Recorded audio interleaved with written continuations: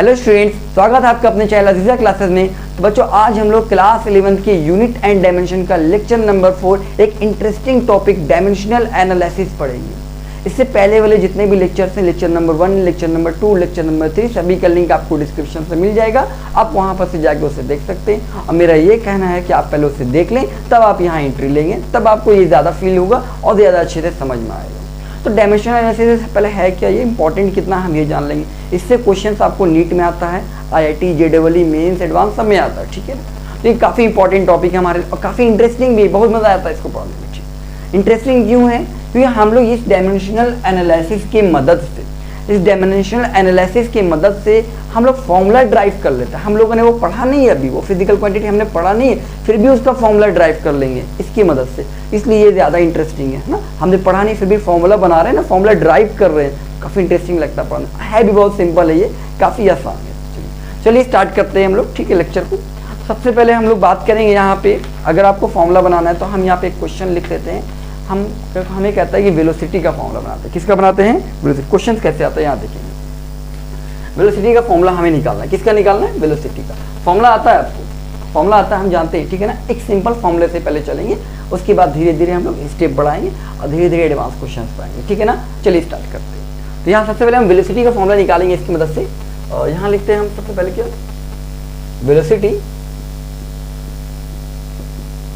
Velocity of a body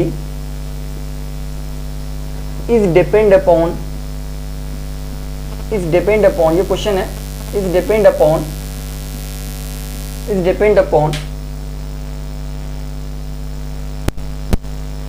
of a body is depend upon displacement and its time, ठीक है ना। आपको क्या कहा है इसमें क्वेश्चन में, समझेंगे। क्वेश्चन में आपको दे दिया क्या क्या, वेलोसिटी जो है जिसका एक्सप्रेशन निकालना है वेलोसिटी का, ठीक है ना। Velocity of a body is depend upon displacement and it's time. Velocity है किसी बॉडी का, जो वेलोसिटी निकालना वो किस किस चीज पे डिपेंड कर रहा है, ये देखेंगे। डिपेंड कर रहा है किस पे? डिस्प्लेसमेंट पे। इसको एस लिख सकते हैं। टाइम है, टाइम को हम क्या लिख सकते हैं? टी लिख सकते हैं, ठीक है ना। तो ये जो आपका वेलोसिटी को क्या लिख सकते हैं हम लोग? वी लिख सकते हैं। क्या लिख सकते हैं? वी। तो वेलोसिटी डिपेंड कर रहा है किस पे कर रहा है? डिस्प्लेसमेंट पे कर रहा है। Depend upon displacement and it's time. ये इंपॉर्टेंट है, ये आपको पता करना पड़ेगा कि वो चीज़ आखिर डिपेंड किस पे कर रहा है। जिस चीज़ का फॉर्मूला निकालना है आपको पता करना पड़ेगा आखिर वो डिपेंड किस पे कर रहा है। यहाँ पे ये इंपॉर्टेंट, अगर ये आप समझ गए किस पे डिपेंड कर रहा है, तब आप फॉर्मूला निकाल देंगे। अब देखो यहाँ पे क्या करते हैं, बहुत ही सिंपल है, ठीक है। तो आपको वेलोसिटी का फॉर्मूला निकालना है। किसका निकालना है? वेलोसिटी का। तो हम क्या लिखेंगे यहाँ पे? V फॉर वेलोसिटी हो गया, ठीक है। Velocity is directly proportional to depend upon, हमने क्या लिखा? डिस्प्लेसमेंट, एस लिख दिया। क्या लिख दिया? एस लिख दिया, ठीक है। वेलोसिटी डिस्प्लेसमेंट पे डिपेंड, ठीक है, ऐसे ही बनाना आपको, ठीक है ना। और इस पे पावर क्या मान लो? कुछ भी मान लो, x मान लो, या कुछ भी हो सकता है, 1 हो सकता है, 2 हो सकता है, 3 हो सकता है, हम x मान लो, ठीक है। अब उसके बाद वेलोसिटी किस पे डिपेंड कर रहा है? टाइम पे भी कर रहा है ना। यहाँ लिखेंगे velocity depend upon time, T लिखा। अब इस पे पावर आप कुछ भी मान लो, यहाँ x माने तो यहाँ मान लेते हैं y मान लेते हैं। काफी सिंपल है, ठीक है। यहाँ देखेंगे वेलोसिटी किस पे डिपेंड कर रहा था? डिस्प्लेसमेंट पे। हमने लिखा velocity is directly proportional to displacement, है ना, प्रोपोर्शनल लगाते हैं। Velocity directly proportional to time. जिस चीज पे डिपेंड करेगा उसका प्रोपोर्शनल आपको लगा देना है और उस पे एक पावर लगाते चलना है। उस पे क्या करना है? एक पावर लगाते चलना है, एकदम आसान है ना। जिस पे डिपेंड करेगा, जिस पे डिपेंड करेगा, वेलोसिटी किस पे डिपेंड कर रहा है? डिस्प्लेसमेंट पे। तो वेलोसिटी को हमने क्या लिखा? डायरेक्टली प्रोपोर्शनल टू एस लिखा, ठीक है। और पावर क्या लगा दिया? x लगा दिया। फिर वेलोसिटी डिपेंड किस पे कर रहा है? टाइम पे। तो जब टाइम पे कर रहा है तो हमने क्या लिखा? v वेरी t लिख दिया, ठीक है ना। और इस पे क्या लगा दिया? पावर क्या लगा दिया? एक अलग पावर, सेम पावर नहीं लगाएंगे। हो सकता है यहाँ 1 है तो यहाँ 2 आ जाए, यहाँ 3 है तो यहाँ 4 आ जाए, यहाँ 1 है तो यहाँ -1 आ जाए, यहाँ +1, कुछ भी हो सकता है ना। इसलिए एक पे x और एक पे y लगाएंगे, ठीक है। इतना करेंगे आप लोग। अब इसके बाद कुछ नहीं करना, आपने पढ़ा है प्रोपोर्शनलिटी, हटाया आपने क्लास 9 10 में आप लोगों ने पढ़ा है, ड्राइव किया है। प्रोपोर्शनलिटी हटाते हैं तो हम कैसे लिखते हैं इसे? आपको पता होगा, जब भी हम प्रोपोर्शनलिटी हटाते हैं तो हम क्या लिखेंगे? v इज इक्वल टू, यहाँ पे जब प्रोपोर्शनलिटी हटता है तो ये दोनों आपस में मल्टीप्लाई होता है। ये दोनों क्या होता है? मल्टीप्लाई होता है, जो आरएचएस में दिखता है। तो यहाँ पे हम क्या लगाते हैं? कांस्टेंट पहले लगाते हैं। जब भी प्रोपोर्शनलिटी हटेगा इसके जगह पे हम इक्वल लगाएंगे तो एक कांस्टेंट लिखेंगे। अब इन दोनों को मल्टीप्लाई कर देंगे, इस पे पावर x एंड t पे पावर y। इतना कर दिया अगर आपने, इतना कर दिया अगर आपने तो फिर काफ़ी आसान है आपके लिए, ठीक है ना। अब कुछ नहीं, अब आपको ना डायमेंशन पुट करेंगे आंसर लाएंगे, डायमेंशन पुट करेंगे आंसर लाएंगे, बहुत ही ईजी है, ठीक है ना। ध्यान दीजिएगा, वेलोसिटी का डायमेंशन आपको पता है क्या होता है, वेलोसिटी का डायमेंशन आपको पता है क्या होता है, वेलोसिटी का डायमेंशन आपको पता है, जल्दी बताएंगे। अच्छा कमेंट करके बताओ। वेलोसिटी का डायमेंशन होता है वेलोसिटी का डायमेंशन होता है LT-1, है ना। आपको ऑलरेडी पता था वेलोसिटी का डायमेंशन क्या होता है, LT-1, हमने यहाँ रख दिया वेलोसिटी का डायमेंशन। के क्या होता है, के एक कांस्टेंट है, ये डायमेंशनल लेस होता है, ये क्या होता है यहाँ पे डायमेंशनल, इसका कोई डायमेंशन नहीं होता, के का कोई डायमेंशन नहीं होगा। जब ये डायमेंशनल लेस है तो इसको नहीं लिखना, इसको जब ये डायमेंशन, इसका डायमेंशन कैसे लिखेंगे। अब जो चीज़ का डायमेंशन ही नहीं है उसका डायमेंशन आप कैसे लिखेंगे, पॉसिबल है उसका डायमेंशन लिखना, पॉसिबल ही नहीं है, ठीक है। इसका तो कोई डायमेंशन ही नहीं है। एस क्या है, एस यहाँ पे का डिस्प्लेसमेंट है, क्या है डिस्प्लेसमेंट है, और डिस्प्लेसमेंट का यूनिट क्या होता है, मीटर होता है। और जब डिस्प्लेसमेंट का यूनिट मीटर है तो मीटर की इसका मीटर डिस्प्लेसमेंट का यूनिट मीटर है तो मीटर किसके लिए इस्तेमाल होता है, लेंथ के लिए इस्तेमाल होता है। और लेंथ को हम लोग क्या लिखते हैं डायमेंशन में, कैपिटल एल लिखते हैं। तो यहाँ पे क्या लिखेंगे, इसकी जगह पे कैपिटल एल लिख दिया, ठीक है। इसकी जगह पे क्या लिखा, कैपिटल। और इस पे जो पावर था, इस पे पावर क्या है, एक्स है ना, यहाँ क्या लगाएंगे हम, एल पे पावर एक्स लगा दिया, ठीक है। इंटू यहाँ क्या है, T4 होता है टाइम, और टाइम का डायमेंशन होता है कैपिटल T, आपने पढ़ा है, ठीक। और यहाँ क्या पावर लगा देंगे, y। इससे पहले वाले लेक्चर में हमने यही तो पढ़ा था डायमेंशन निकालने के लिए। अगर आपको डायमेंशन निकालने नहीं आता है तो आप इससे पहले वाले लेक्चर्स को जाकर के वहाँ देख लीजिए, ठीक है। चलिए स्टार्ट करते हैं, डिस्क्रिप्शन में लिंक मिल जाएगा, आप वहाँ से जाके देख सकते हैं। चलिए आपको तो यहाँ पे आ गया ये। अब यहाँ पे क्या करना है आपको, यहाँ पे आपको क्या करना है, देखेंगे यहाँ पे L को L के साथ इक्वेट कर देंगे, बराबर कर देंगे, L को L के साथ और T को T के साथ। तो हम यहाँ पे लिखेंगे 9। अब क्या करना है, इतना तो हमने कर दिया। अब क्या करना है हमें, हम इसके बारे में बात करेंगे। अब क्या करना है, L को L के साथ इक्वेट कर दो, T को T के साथ इक्वेट कर दो, आंसर आ जाएगा। यहीं पे कहानी खत्म, यहीं पे, ठीक है ना। L को L के साथ, ठीक है। तो हम क्या लिखेंगे, L is equal to, L पे पावर क्या है यहाँ, x, L पे पावर क्या है, x। L को L के साथ इक्वेट किया तो L को L के साथ करेंगे ना, तो हमने L बराबर क्या लिखेंगे, जो पावर रहेगा सब पावर साथ में चलेगा, ठीक है। एंड T को T के साथ, यहाँ T पे पावर -1 है तो हम यहाँ क्या लिख रहे हैं, T पे पावर -1। ये T पे पावर -1 बराबर हो जाएगा किसके, T पे पावर y के। इस तरह से इक्वेट कर देना होता है आप लोगों को। यहाँ तक उम्मीद है समझ में आ गया होगा, ठीक है। हमने क्या किया, देखो L को L के साथ इक्वेट किया, ठीक है।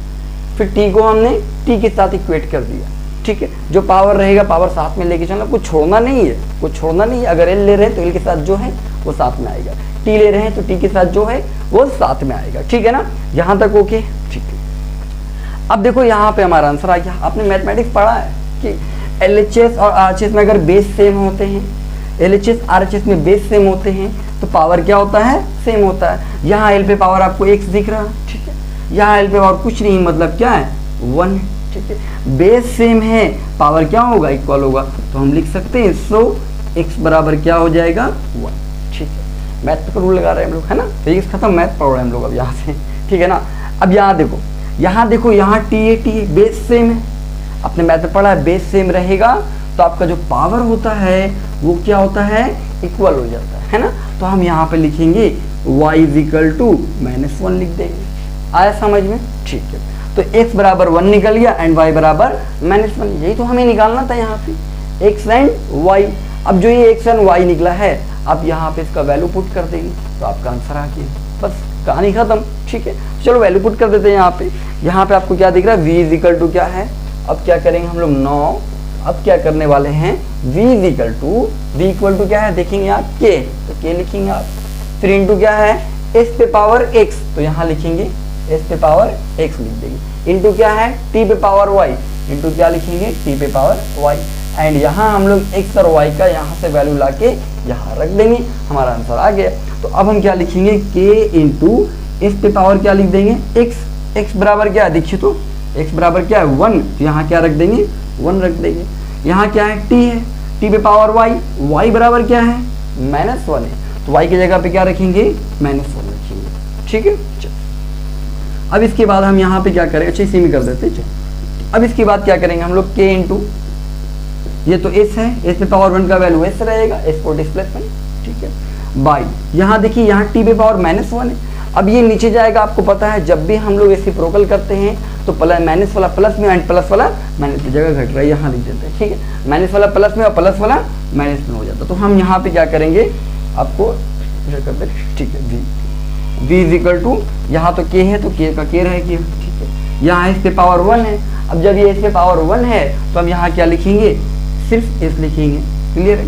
t पे पावर -1 है, आपको पता है जब भी रेसिप्रोकल हटाते हैं वो माइनस जब रहेगा तो क्या हो जाएगा नीचे जाके प्लस, और अगर ऊपर में प्लस है तो नीचे क्या होगा माइनस। तो यहाँ देखिए तो क्या है माइनस है, हम इसको नीचे लेके चले जाते हैं, जब इसको नीचे लेके चले जाएंगे, इसको नीचे लेके जाएंगे, नीचे लाएंगे तो ये माइनस वाला क्या हो जाएगा आपका प्लस 1 हो जाएगा, क्लियर है यहाँ पे। अब इस 1 को लिखिए चाहे ना लिखिए, क्या फर्क पड़ता, ये आ गया आपका वेलोसिटी का फॉर्मूला। यहाँ से हमने एक्सप्रेशन निकाली, लेकिन हम लोग वेलोसिटी का फॉर्मूला तो निकाल ले रहे हैं, लेकिन डायमेंशनल एनालिसिस की मदद से इस k का वैल्यू हम लोग फाइंड आउट नहीं कर पाएंगे, वी कांट फाइंड, हम लोग इस k का वैल्यू नहीं निकाल पाएंगे। जो कांस्टेंट आता है ना प्रोपोर्शनलिटी कांस्टेंट, इसको हम लोग नहीं निकाल पाएंगे, वी कांट फाइंड। आया बात समझ में, इसको हम लोग नहीं निकाल पाते हैं, लेकिन हम लोग ये इतना निकाल देते हैं, v is equal to k into S by T, यहाँ तक हो गए v is equal to k into S by T. ये k का वैल्यू हम लोग नहीं निकाल पाएंगे, डायमेंशनल एनालिसिस की मदद से ये नहीं होता, ठीक है, याद रखिए। तो था ना इंटरेस्टिंग, हम लोगों इस तरह से हम लोग जो भी फॉर्मूला चाहेंगे वो निकाल सकते हैं, सिर्फ प्रोपोर्शनलिटी कांस्टेंट नहीं निकाल पाएंगे, याद रखिए, ठीक। अब ये जो होता है बाद में एक्सपेरिमेंट होता है, तो एक्सपेरिमेंट वगैरह की मदद से फिर k का वैल्यू बाद में पता चलता है कि ये जो k का वैल्यू क्या आया 1 आया, तो v is equal to S by T, और आप लोगों ने पढ़ा है velocity is equal to displacement by time, यहाँ से हमने फॉर्मूला निकाल लिया। इजी है ना, ऐसे ही आप लोग को बनाना है, ठीक है। स्क्रीनशॉट चाहो तो ले सकते हो एक बार, बहुत ही सिंपल है। अब ये तो मैंने स्लो में बताया था, अब थोड़ा फास्ट बताएंगे, ठीक है ना। एक आध क्वेश्चन तो थोड़ा स्लो बताया, स्टार्टिंग था, ठीक है, अब थोड़ा स्पीड लेके चलेगी, ओके है। अब सेकंड क्वेश्चन लाते हैं, इसको पहले इरेज करते हैं, ठीक, एक बार देख लेना, यहाँ पे समझ लेना है ना, देख लो पहले, काफी सिंपल है, ठीक है। बस आपको डिपेंड किस पे करना है वो लेके चलना है, बाकी इक्वेट करके डायमेंशनल रखना और फिर इक्वेट कर देना फॉर्मूला को, एल से एल, टी से टी, जो भी रहेगा, है ना, एल एच सारे चीज में।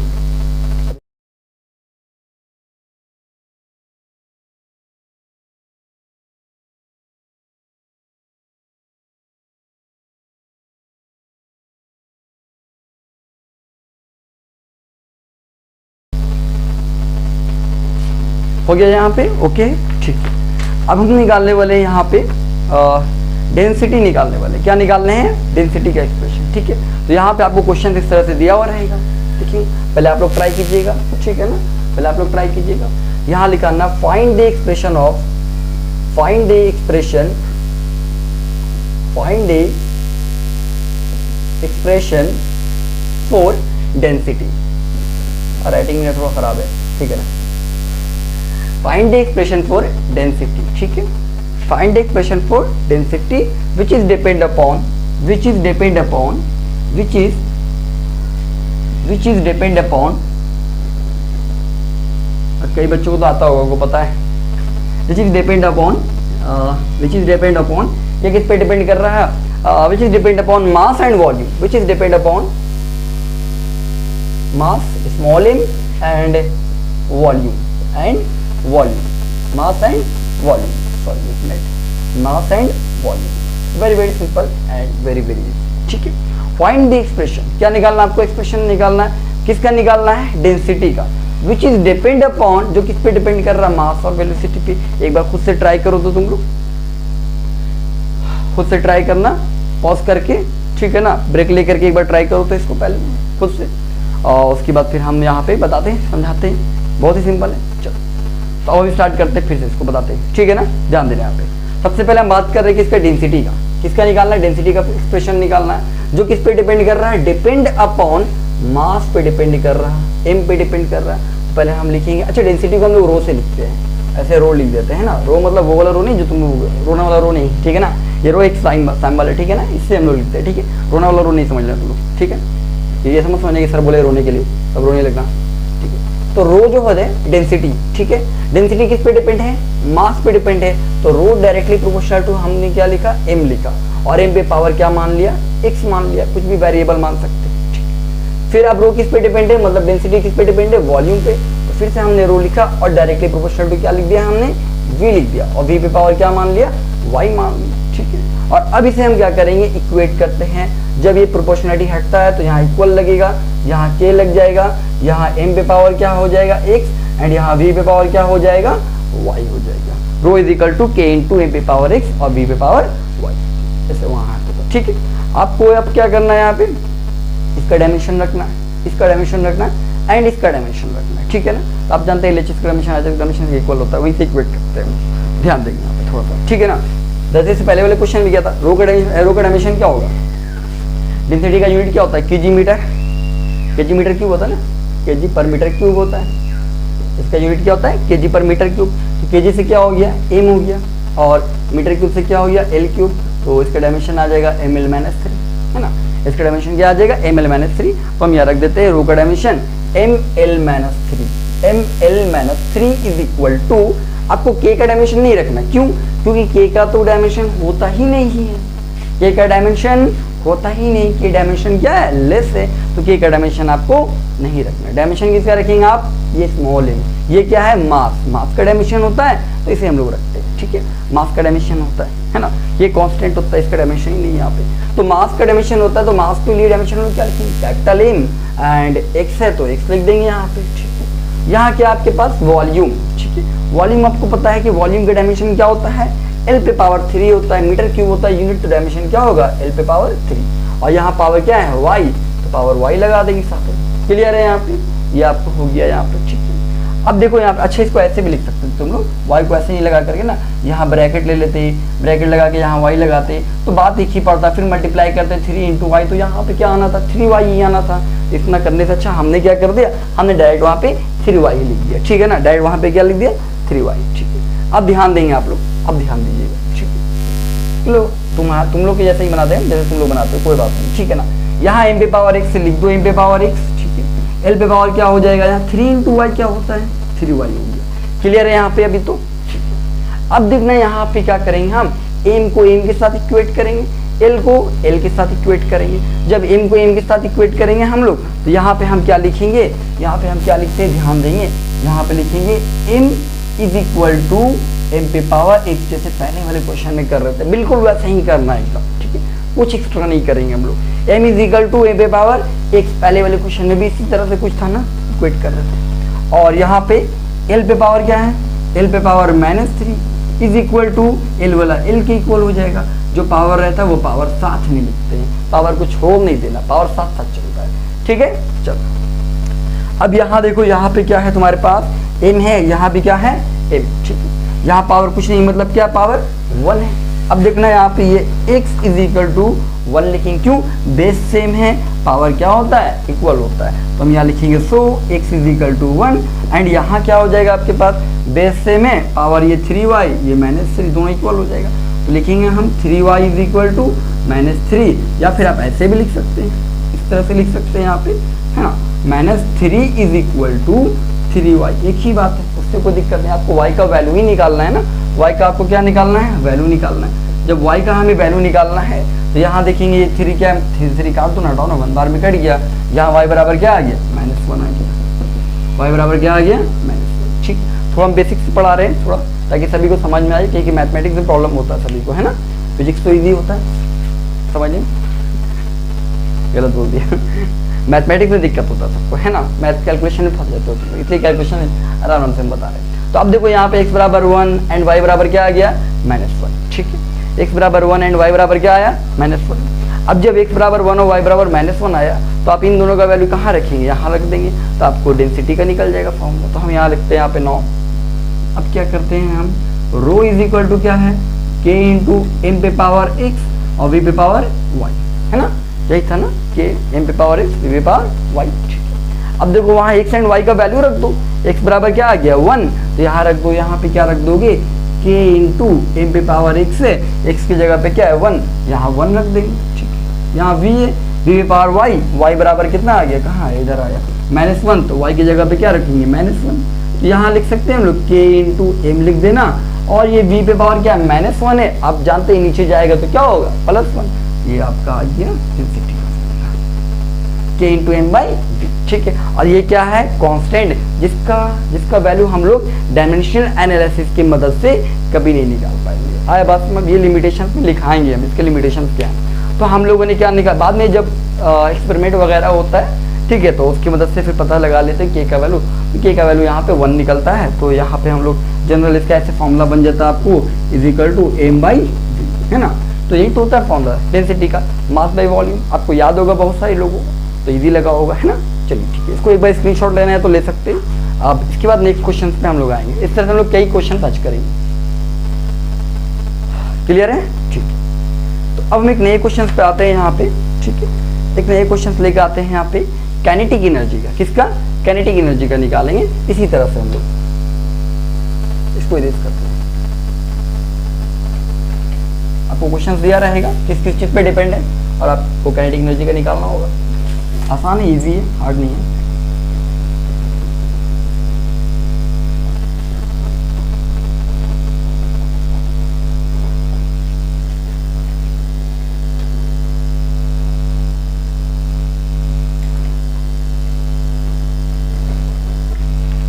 काइनेटिक एनर्जी का निकालेंगे हम लोग, ठीक है ना।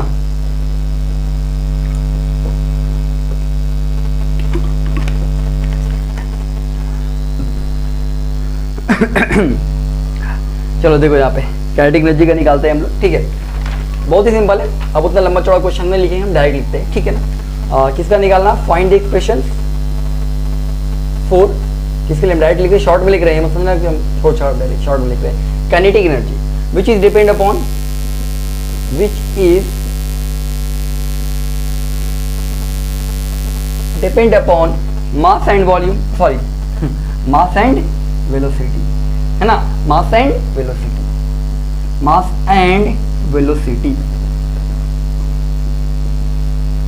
which is depend upon mass and velocity, जो किस पे डिपेंड करता है? mass और velocity पे डिपेंड करता है। बहुत ही सिंपल है, देखो निकालते हैं। एक बार तुम लोग ट्राई कर लो पहले, ठीक है। एक बार ट्राई कर लो पॉज करके, फिर हम बताते हैं यहाँ पे, ठीक है।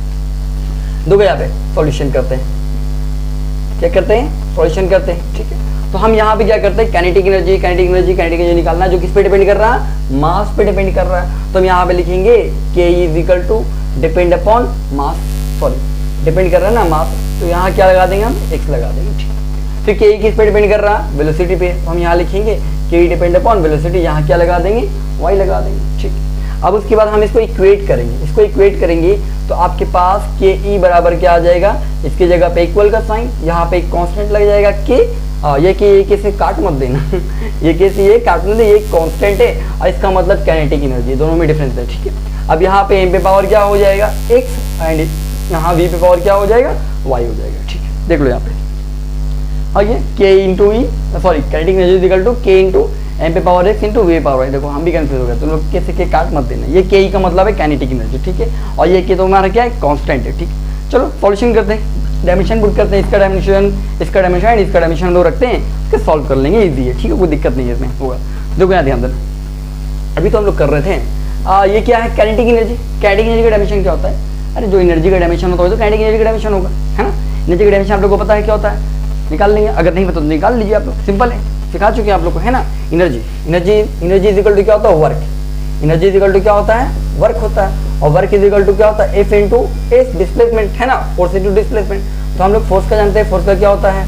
एम एल टी माइनस 2 होता है। डिस्प्लेसमेंट का क्या होता है? एल होता है। यहाँ हो जाएगा एम एल 2 और यहाँ क्या हो जाएगा? टी माइनस 2 मल्टीप्लाई हो जाएगा एल इंटू एल, क्या हो जाएगा? एल स्क्वायर, यहाँ टी माइनस 2, ठीक है। और जिसको डिटेल में देखना जाके वीडियोस में देख लेना, वहाँ लिंक डिस्क्रिप्शन दिया होगा, वहाँ से निकाल, ठीक है ना। वो डिटेल में हम बताते हैं, वहाँ पे डिटेल में बताया था कैसे निकलता है ना, यहाँ पे डायरेक्ट बता दिया, है ना। फोर्स का क्या होता है? Dimension M L T minus 2 और डिस्प्लेसमेंट का क्या होता है? कैपिटल एल इंटू एल, क्या हो जाएगा? एल स्क्वायर, यहाँ हो जाएगा एम इंटू एल पे पावर 2 और टी पे पावर माइनस 2। ये किसका डायमेंशन है? ये वर्क का ही डायमेंशन है, और यही आपका एनर्जी, क्योंकि एनर्जी और वर्क दोनों क्या होता है? आपस में सेम होता है, दोनों का यूनिट भी सेम होता है, पावर, तो इसलिए डायमेंशन भी दोनों का क्या होगा? सेम होगा, ठीक है। चलो तो थोड़ा स्पीड बता दिया कोई दिक्कत नहीं, डिटेल में बताया वीडियो में, इससे पहले वाले लेक्चर में वहाँ जाके देख सकते हो, तुमको डिटेल में समझ आएगा, ठीक है ना। अगर नहीं आता निकाल ले तो चलो। यहाँ पे काइनेटिक एनर्जी का एनर्जी हो, काइनेटिक एनर्जी हो, पोटेंशियल एनर्जी हो, डायमेंशन तो सेम होगा। काइनेटिक एनर्जी क्या आएगा?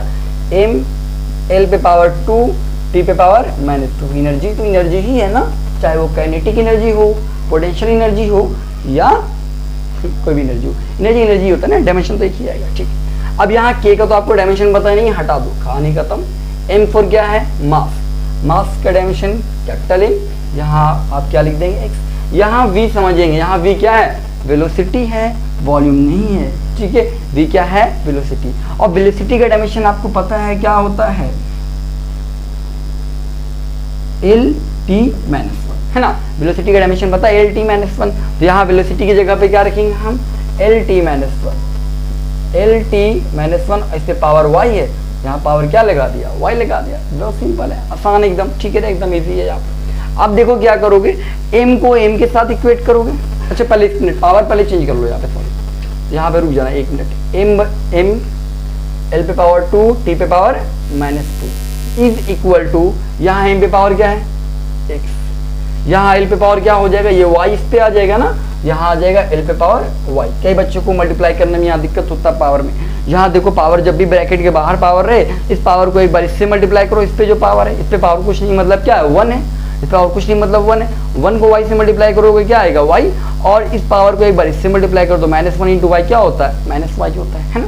तो यहाँ पे क्या हो जाएगा आपको, t पे पावर यहाँ -y हो जाएगा। दिक्कत नहीं लेना, कहीं पे भी दिक्कत होता है सॉल्यूशन है हमारे पास, ठीक है ना, समझ लो। अगर फिर भी दिक्कत होता है मैथमेटिक्स में, तुम लोग बोलना, उसका भी मेरे पास इलाज है ना। एक्सपोनेंट्स का वीडियो भी बना के दे देंगे, अब बना हुआ होगा, आई थिंक बना हुआ है, देखना पड़ेगा हमको, ठीक है, बता देंगे तुम लोगों को। अब देखो यहाँ पे m को m के साथ इक्वेट कर दो, m बराबर क्या लिखेंगे, m पे पावर x, ठीक है। l को l के साथ इक्वेट कर दो, l पे पावर 2 है ना, इज इक्वल टू क्या हो जाएगा, l पे पावर y, ठीक है। t को t के साथ इक्वेट कर दो, अच्छा इसको और कंफ्यूज हो गया, t को t के साथ इक्वेट कर दो, t पे पावर क्या है, -2 है, यहाँ लिख दो, सॉरी t पे पावर क्या है, -2, यहाँ t पे पावर क्या हो जाएगा, -y।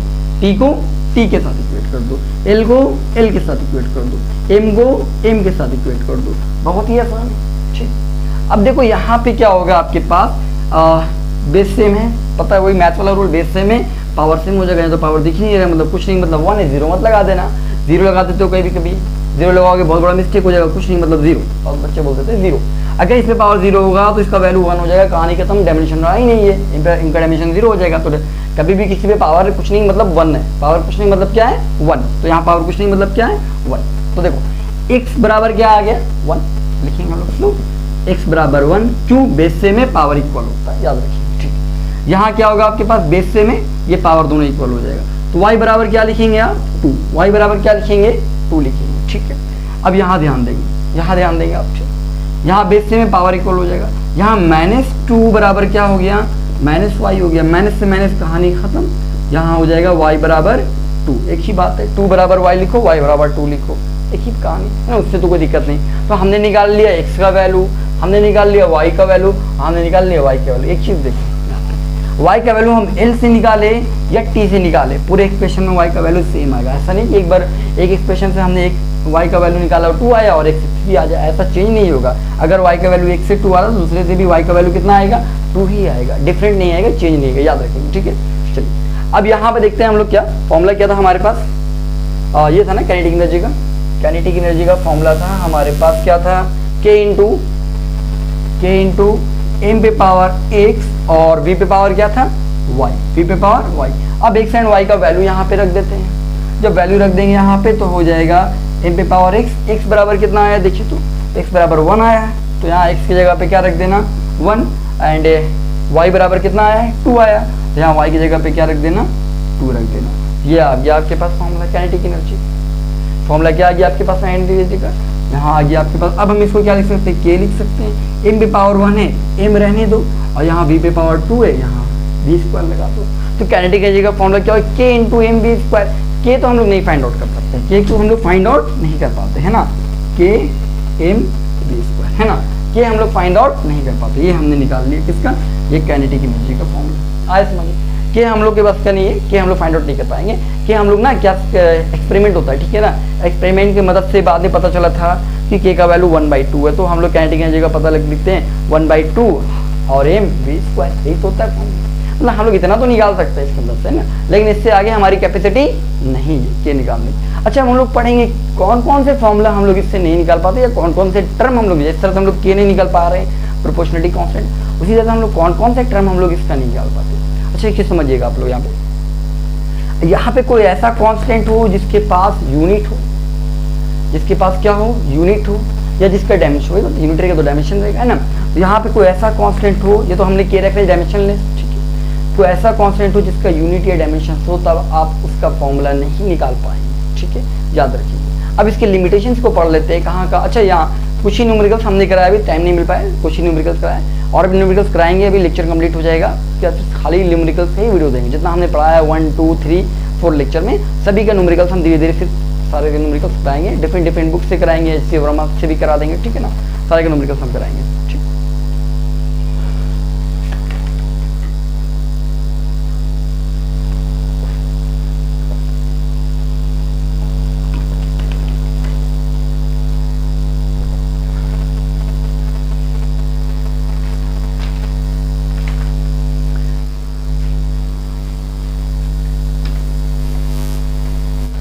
अब हम लोग पढ़ेंगे लिमिटेशंस ऑफ डायमेंशनल एनालिसिस, मतलब कहाँ कहाँ हम लोग डायमेंशनल एनालिसिस नहीं निकाल सकते, कहाँ कहाँ हम लोग फाइंड आउट डायमेंशनल एनालिसिस की मदद से हम लोग फॉर्मूला फाइंड आउट नहीं कर पाते, कहाँ कहाँ हम लोग यूज नहीं कर पाएंगे डायमेंशनल एनालिसिस को। सबसे पहला हम पॉइंट लिखते हैं यहाँ पे, सबसे पहला पॉइंट हम लोग लिखते हैं लिमिटेशन, हेडिंग दे देना, पहले लिमिटेशन लगा देना यहाँ पे, है ना। क्या हम लोग पढ़ रहे हैं, लिमिटेशन पढ़ रहे हैं, क्या पढ़ रहे हैं, लिमिटेशन ऑफ डायमेंशनल एनालिसिस। ठीक है ना, चलिए सबसे पहला पॉइंट हम लोग लिखते हैं यहाँ पे, क्या लिखते हैं, ठीक है, we can never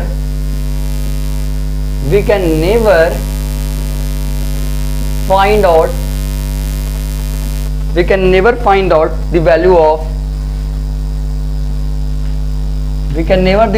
the value of proportionality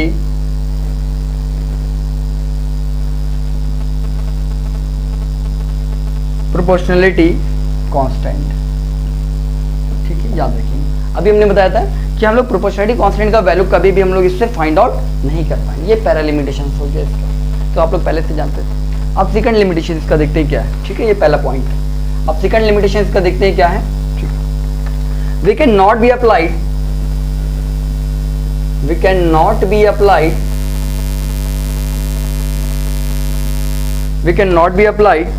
expression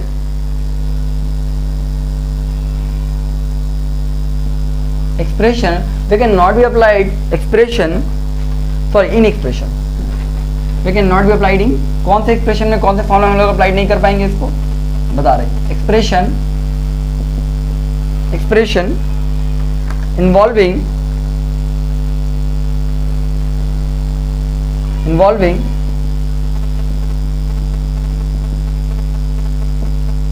to और मोर टर्म्स, याद ध्यान देंगे, हमने जितना भी फॉर्मूला हमने निकाला सब 1 टर्म्स का था, सब कितने टर्म्स का था, 1 टर्म्स का था। ठीक है ना, जितना भी फॉर्मूला हमने फाइंड आउट किया सबका सब कितने टर्म्स का था, 1 टर्म का था। अगर 2 टर्म आ जाए कहीं पे प्लस माइनस वाला हम लोग फॉर्मूला नहीं निकाले, अगर कभी ऐसा आ जाए आपके पास प्लस माइनस वाला फॉर्मूला, जैसे v = u + at, ये हम लोग नहीं निकाल पाएंगे इसका एक्सप्रेशन, क्योंकि हम लोग क्या कर रहे हैं, प्रोपोर्शनलिटी को मल्टीप्लाई करके निकाल, ऐड सब्ट्रैक्ट करके नहीं निकाल रहा। अच्छा नहीं निकाल, क्या यहाँ पर लिख देते हैं, अगर ऐसा रहे v = u + at, तो ये हम लोग नहीं निकाल पाएंगे, है ना।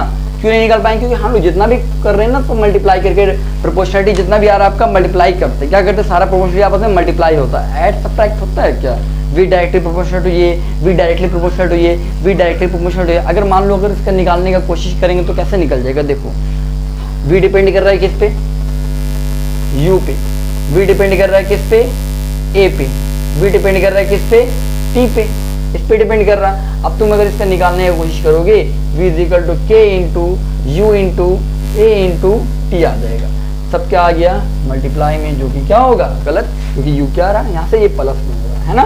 इस तरह से हम लोग इसको फाइंड आउट नहीं कर पाएंगे।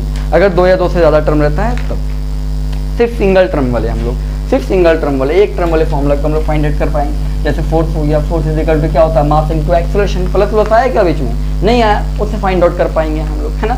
लेकिन अगर हमारे पास आता है h = डिस्प्लेसमेंट निकालिए, h = ut + ½ t² के टर्म में, तब हम लोग उसको इससे नहीं, क्योंकि यहाँ प्लस माइनस आ जाएगा, जहाँ प्लस माइनस आएगा वहाँ हम लोग ये फॉर्मूला को अप्लाई नहीं कर पाएंगे, याद रखेंगे। ठीक है ना, चलिए अब एक लास्ट लिखाते हैं हम, लास्ट लिमिटेशन, उसके बाद लेक्चर आपका क्लियर, चैप्टर तो नहीं, लेक्चर क्लियर। ठीक है, we can not be applied in expression, we can not B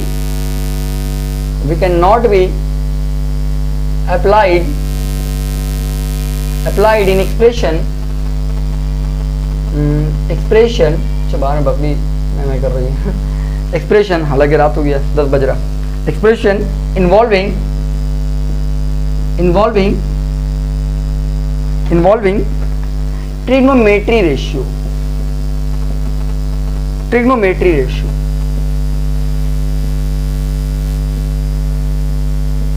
trigonometry ratio and exponent, समझाएंगे, ठीक है, एंड एनी अदर कांस्टेंट, ठीक है। यहां ध्यान देंगे, पहले इसको पढ़ ले बढ़िया, इसको समझा रहे हैं उसको, ठीक है ना। We can not be applied in expression involving trigonometric ratio, मतलब हम लोग वहां इसे अप्लाइड नहीं कर पाएंगे जहां ट्रिग्नोमेट्रिक रेशियोज आ जाए, जहां क्या आ जाए, ट्रिग्नोमेट्रिक रेशियो आ जाए। जैसे यहाँ पे एग्जांपल अगर हम लिखें, यहाँ पे एग्जांपल अगर हम लिखते, जैसे वर्क का फॉर्मूला होता है क्या, एफ एस कॉस थीटा होता है, ठीक है। तो आप अगर ध्यान से देखेंगे आपको एफ निकल जाएगा, एफ निकल जाएगा, क्योंकि इन दोनों का डायमेंशन आपको मालूम है। लेकिन कॉस थीटा का कुछ डायमेंशन आएगा, नहीं आएगा, क्योंकि कॉस थीटा का वैल्यू जब भी आएगा 1/2 जो भी आएगा, एक नंबर आएगा, और एक नंबर का कभी भी डायमेंशन हम लोग नहीं निकाल सकते। इस वजह से आप लोग जहां भी ट्रिग्नोमेट्रिक रेशियो रहेगा वहां इसका अप्लाई नहीं कर पाते। हालांकि हमने निकाला था W = F × S की एक जगह, जहां पे हमने थीटा को 0 मान लिया था, कहानी खत्म कर दिया था, लेकिन फॉर्मूला रियलिटी में एक्चुअल फॉर्मूला वहां नहीं निकल पाया।